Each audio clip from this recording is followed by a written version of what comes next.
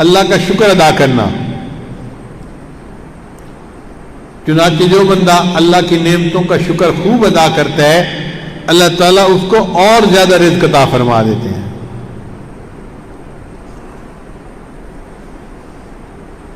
اور رزق کی 11ویں کنجی، یہ بڑی مزے کی بات ہے، نوجوان توجہ کے ساتھ سنیں۔ جو بندہ اپنے گھر واپس جائے اور اپنے گھر والوں کو مسکرا کر سلام کرے، جو بندہ اپنے گھر واپس جائے اور گھر والوں کو دیکھ کر مسکرائے اور سلام کرے، اللہ اس بندے کے رزق میں برکت عطا فرما دیتی ہے۔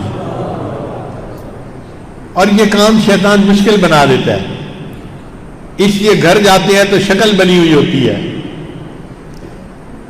گھر والوں کے ساتھ محبت پیار سے بات نہیں کرتے، غصے سے بات کرتے ہیں۔ شیطان جانتا ہے کہ اس سے برکت آئے گی، لہذا اس کے چہرے پہ مسکراہٹ آنے ہی نہیں دیتے۔ سیدہ صدیقہ عنہا فرماتی ہیں کہ نبی اسلام جب بھی گھر میں تشریف لاتے تھے مسکراتے چہرے کے ساتھ آتے تھے اور ہمیشہ اہل خانہ کو سلام کیا کرتے تھے۔ آج گھر والوں کو سلام کرنا بھول جاتے ہیں، بیوی کو السلام علیکم نہیں کہتے۔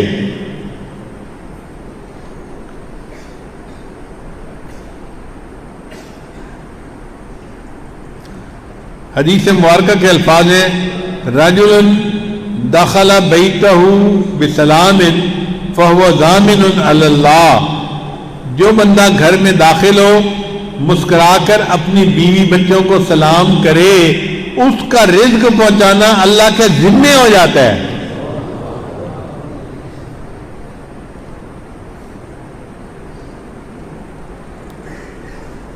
پھر رزق کی 12ویں کنجی والدین کی فرما برداری۔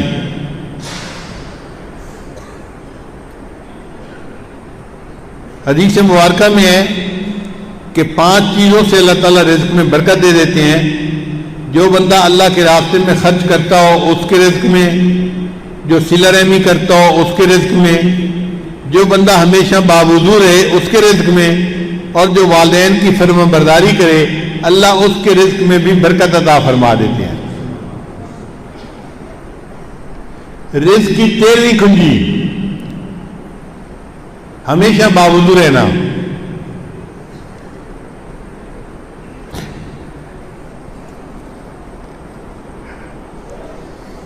چنانچہ ایک صحابی نے نبی اسلام کی خدمت میں شکایت کی، اے اللہ کے حبیب صلی اللہ علیہ وسلم مجھے رزق کی بڑی تنگی ہے۔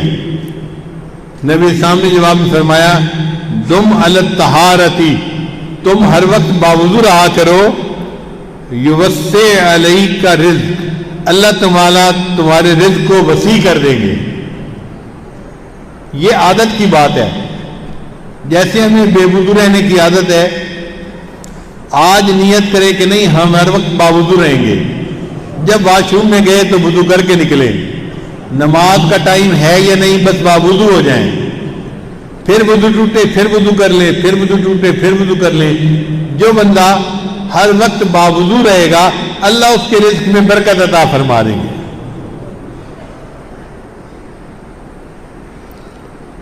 پھر رزق کی 14ویں کنجی چاشت کی نماز پڑھنا۔ چاشت کی نماز پڑھتے ہیں دن کے 10-11 بجے، جب سورج مناسب اوپر آ جاتا ہے تو اس وقت جب نفل پڑھے جائیں اس کو چاشت کی نماز کہتے ہیں، صلاۃ الضحیٰ کہتے ہیں۔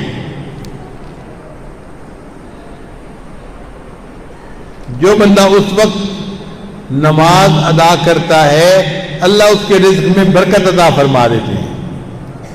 اب مردوں کے لیے دفتروں میں چاشت کی نماز پڑھنی مشکل ہوتی ہے، تو ہمارے اکابر نے فرمایا کہ اس بندے کو چاہیے کہ وہ 2 رکعت اشراق کی نیت سے پڑھے گھر میں اور 2 رکعت چاشت کی نیت سے پڑھ لے تو اس کے چاشت کے نفل ہو جائیں گے، اللہ اس کو رزق میں برکت عطا فرما دیں گے۔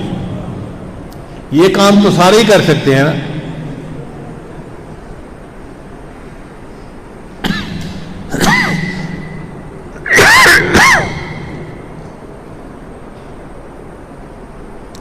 حدیث مبارکہ میں آتا ہے جو بندہ سورہ واقعہ روزانہ پڑھے،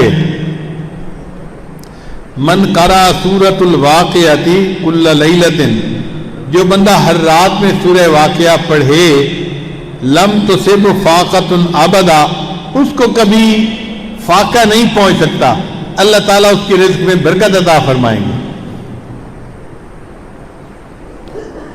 عبداللہ بن مسعود نام ایک صحابی ہیں، بیمار تھے اور ان کی بیٹیاں ہی تھیں، ان کا بیٹا نہیں تھا۔ امیر المومنین سیدنا عثمان غنی عنہ ان کی تیمارداری کے لیے تشریف لائے،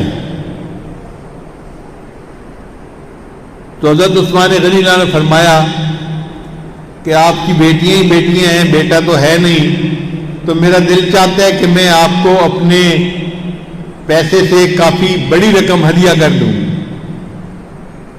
تو عبداللہ بن مسعود نے فرمایا کہ مجھے ضرورت نہیں ہے۔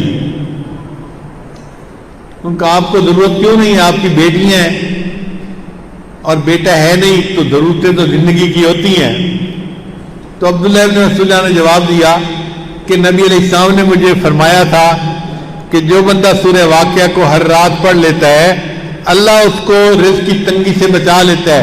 میں نے اپنی ساری بیٹیوں کو سورہ واقعہ یاد کروا دی ہے، اور میری بیٹیاں ہر رات میں سورہ واقعہ پڑھتی ہیں، لہذا میری بیٹیوں کو کبھی فاقہ نہیں آ سکتا۔